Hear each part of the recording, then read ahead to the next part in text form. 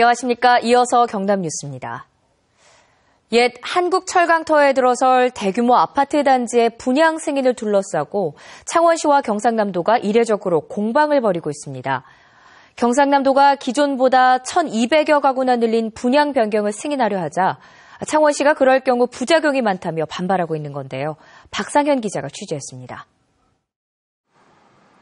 10년 동안 토양오염 정화를 거친 옛 한국철강터에 경상남도가 부영주택이 낸 사업계획 변경안을 조건부 가결했습니다. 가결된 내용은 지난 2006년에 승인된 것보다 아파트 층수는 낮아지지만 건물동은 14개 늘어납니다.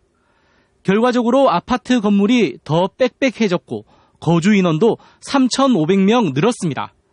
하지만 창원시는 건축 심의 결과에 반발하고 있습니다. 가구 수가 대폭 늘어나면서 과밀화와 주변 교통 체증을 우려하고 있습니다. 주차계획부터 단지 내 도로 관계라도 교통 관계 흐름도 인근 도로와 이것도 연결 관계 아니습니까? 전반적으로 해결해야 될 그런 사항인데 그런 게 반영되어 있는 게 없어요. 분양업체의 이익이 커진다는 주장에 특혜 의혹까지 제기되자 경상남도는 서둘러 진화에 나섰습니다. 그 평형대를 축소하고 세대수를 증가시키는 것은 보다 친수민적이고 국가 정책에 부합한다고 할 수 있을 것입니다. 결국 1,200여 가구가 추가로 늘어날 경우 입주민과 분양업체 중 누가 더 이득이 될지 논란은 커지고 있습니다. 창원시는 경상남도의 건축위원회를 통과한 현재 계획은 도저히 받아들일 수 없다며 법적 대응도 불사하기로 했습니다. KBS 뉴스 박상현입니다. 지난해 KBS가 집중 보도한 창원대 교수의 중국인 유학생 성추행 의혹 등에 대해 검찰에서 무혐의 처분이 내려졌습니다. 이에 해당 대학 교수들이 집단으로 반발하고 있는데요. 하지만 학교 측은 해당 교수에게 다음 학기 수업을 배정했습니다. 손원혁 기자입니다. 중국인 유학생들이 창원대 한 교수로부터 성추행당했다는 의혹이 제기된 건 지난해 7월 시민단체에 의해서입니다. 내 손을 이렇게 잡고 오른손에다 놓고 했어요. 근데 내 학교 교수님인데. 하지만 검찰 조사에서 최근 무혐의 처분이 내려지자 이번에는 교수들이 나섰습니다. 같은 과 교수들은 이 교수의 부적합한 처신이 이전에도 있었다며 해당 교수의 소속을 다른 학과로 변경해달라는 건의서를 대학본부에 전달했습니다. 보다 더 교육적이고 윤리적인 판단을 할 수밖에 없다는 특성이 있고 특히나 이게 유아교육과는 예비교사를 양성하는 학과잖아요. 여 교수에도 대학본부에 진정서를 전달했습니다. 수사기관의 판단과 별개로 정확한 진상조사를 통해 교육공무원법, 학칙 등에 따라 조속한 징계를 요구했습니다. 대학본부는 현재 진상조사위원회의 결과가 아직 나오지 않았다는 입장입니다. 하지만 창원대는 해당 교수에게 강의를 배정하고 학생들을 상대로 다음 학기 수업을 진행하도록 할 계획입니다. 지금 밝혀진 것만 가지고는 어떤 그 피해자들이 원하는 어떤 그 정도 수위의 징계를 하기에는 추가적으로 너무 확실한 걸 좀 받아가지고 그래서. 최근 교수의 여학생 성추행 의혹이 제기된 서울대에서는 진상조사 결과가 나올 때까지 해당 교수를 교수 직무에서 배제했습니다. KBS 뉴스 손원혁입니다. 사천경찰서는 필로폰을 투약한 혐의로 중학교 동창인 43살 박모 씨와 김모 씨, 윤모 씨 등 3명을 검거했습니다. 이들은 지난 21일 오후 11시쯤 설 연휴를 맞아 사천 시내 김 씨 집에 모여 술을 마시다가 박 씨가 가져온 필로폰을 투약한 혐의를 받고 있습니다. 경찰은 이들을 상대로 필로폰을 공급받은 경위와 여죄가 있는지를 조사하고 있습니다. 거제 일가족 5명 사망 사건에 투입된 의경을 태운 승합차가 교통사고를 당해 의경 5명이 다쳐 치료를 받고 있습니다. 거제경찰서는 지난 20일 새벽 0시 20분쯤 거제시 연초면의 한 교차로에서 의경 6명을 태운 승합차가 마주오던 승용차와 부딪혀 거제경찰서 소속 의경 21살 김모 씨 등 5명이 다쳐 치료를 받고 있다고 밝혔습니다. 당시 의경들은 거제 일가족 사망 사건과 관련해 수색을 나가던 길이었습니다. 멸종 위기종인 토종 돌고래 상괭이의 사체가 통영 앞바다에서 발견됐습니다. 통영 해양경비안전서는 지난 22일 밤 10시쯤 통영시 동호동의 방파제에서 몸 길이 130cm, 무게 30kg 상괭이 사체가 근처를 지나던 관광객에게 발견됐다고 밝혔습니다.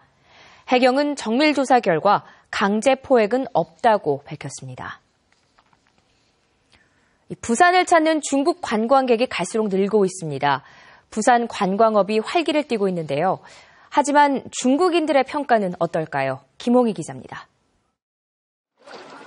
중국 설, 즉 춘절 연휴를 맞아 친구들과 함께 한국을 찾은 천원징 씨. 먹거리 즐길 거리를 찾아 부산에서 이틀을 묵었지만 아쉬운 때가 많았습니다.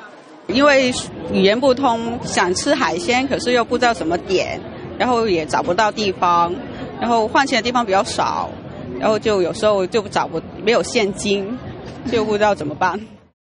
이번 춘절 연휴 기간에 부산을 찾은 중국 관광객은 약 15,000명. 지난해보다 20%가량 늘었습니다.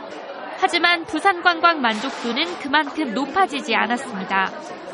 단체 관광객이 많은 특성상 관광 일정이 서울이나 제주도 중심으로 짜이다 보니 부산을 즐길 시간이 절대적으로 부족하기 때문입니다. 그마저도 쇼핑 일정을 빼면 부산을 둘러볼 여유가 거의 없습니다. 我觉得有很多的地方还没有玩似的，就是走的地方比较少，一天的时间太短了，所以我觉得下次我要来的话，我应该主要还是在玩，就是游玩上。 관광객을 울리는 바가지 요금이나 상술도 부산의 이미지를 갉아먹습니다. 부산을 방문하는 중국 관광객들은 부산에 있는 기간이 짧게 있기 때문에 그 관광객들 상대로 우리가 좋은 이미지를 보여야 되는데 그분들한테 상술로 다가가기 때문에 관광산업의 블루칩으로 등장한 중국 관광객을 사로잡기 위해 부산의 색깔을 찾기 위한 고민이 절실한 때입니다. KBS 뉴스 김홍희입니다.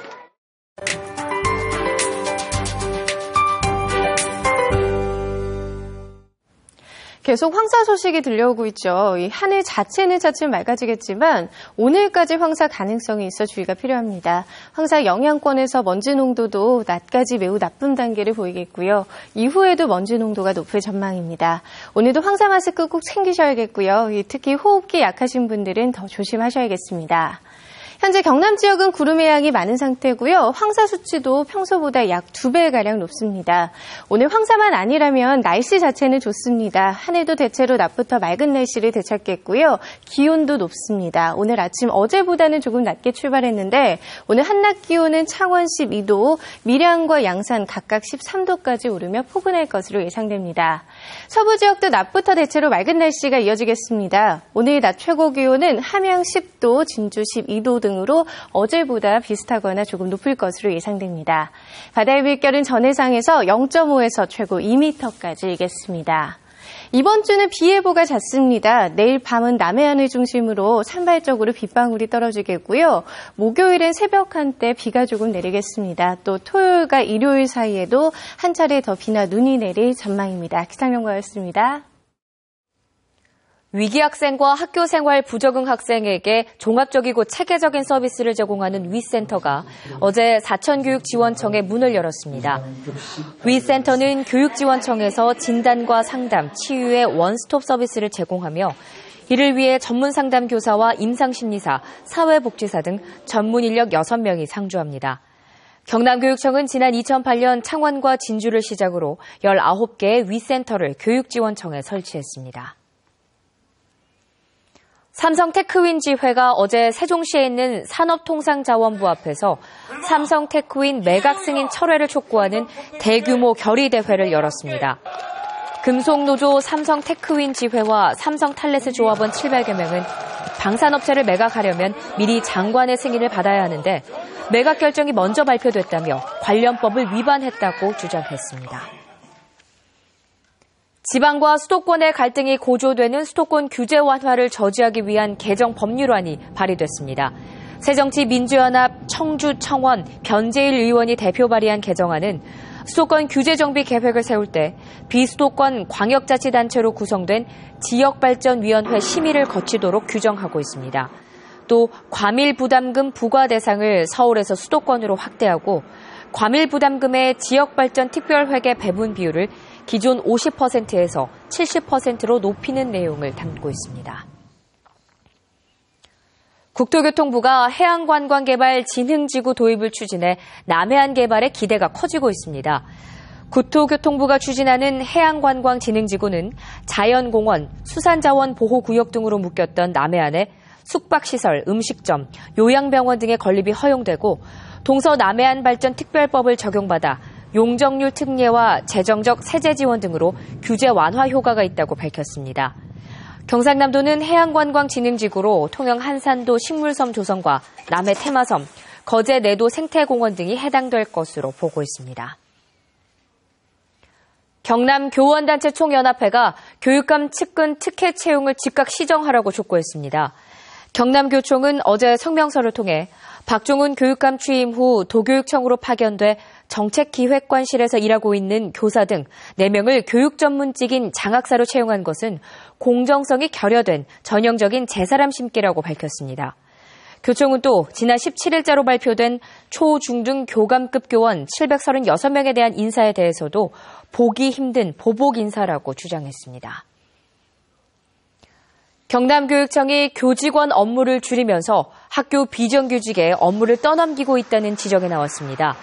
전국 여성노동조합 경남지부는 도교육청의 교직원 행정 업무 감축 계획에 따라 학교에서 교무행정 전담팀을 구성하면서 교무행정원과 과학실험원들에게 업무가 몰려 과학실험원들이 수업 지원을 중단하고 교무실로 자리를 옮기는 일도 벌어졌다고 설명했습니다. 우리말의 올바른 사용법을 재미있게 설명한 시청자와 함께하는 한국어 포스터 전시회가 오늘부터 KBS 창원방송총국 로비에서 열립니다. 꿈꾸는 5청년의 성공기를 다룬 뮤지컬 총각내 야채가게가 오는 27일 저녁 7시 30분 사천시 문화예술회관에서 공연됩니다. 아시아 6개국의 미술과 공간을 연결하는 프로젝트 동아시아 국제교류전이 오는 28일까지 김해 문화의 전당 윤술미술관에서 전시됩니다. KBS 뉴스를 마칩니다. 고맙습니다.